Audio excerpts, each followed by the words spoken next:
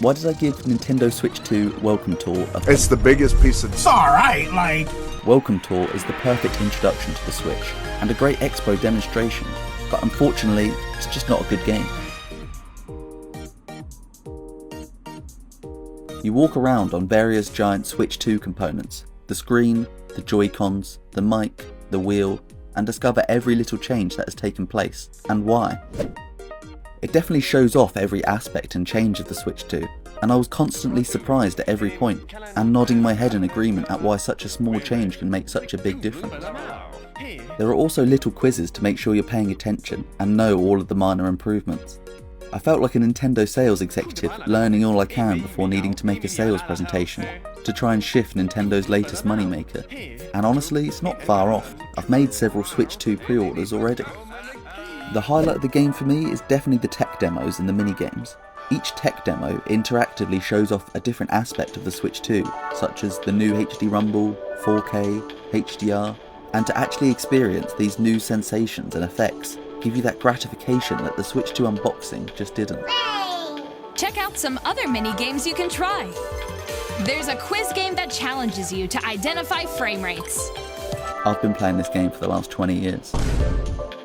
Whilst the mini-games tried to demonstrate how the developers could potentially incorporate the new features in different games, the majority of these games being mouse games, there was definitely some fun to be had here, and some interesting ways to play.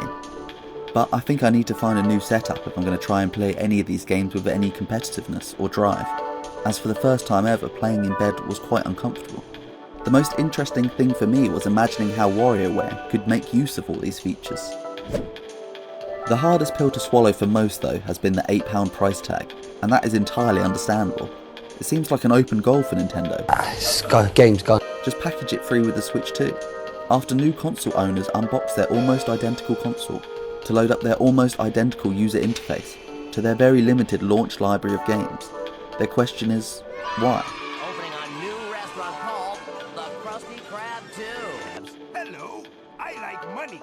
What inspired you to build a second Krusty Krab right next door to the original? Money. They then load up their free launch game, Nintendo Switch 2 Welcome Tour, and they can answer that question, both to themselves and to anyone who asks.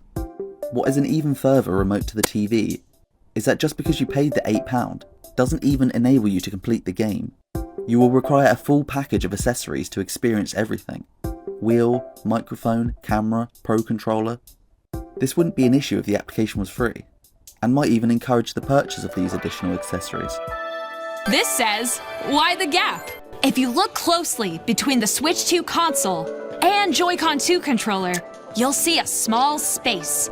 This is actually just a credit card reader directly to Nintendo. Wii Sports, Nintendo Land, 1-2 Switch. How does Welcome Tour compare to the other consoles' launch mission statements? Well, it lacks the freeness, fun, and multiplayer. What it aims to do, it does really well. But that's not what we want. And just because you can get money for something, doesn't mean you should. Nintendo have done a great job of listening to fans during the Switch 1 era, and I hope they continue to listen to those fans going forward. Not just because I've made several sales promises that this could be the best gaming console ever, but because Nintendo need to increase their give if they want to increase their take.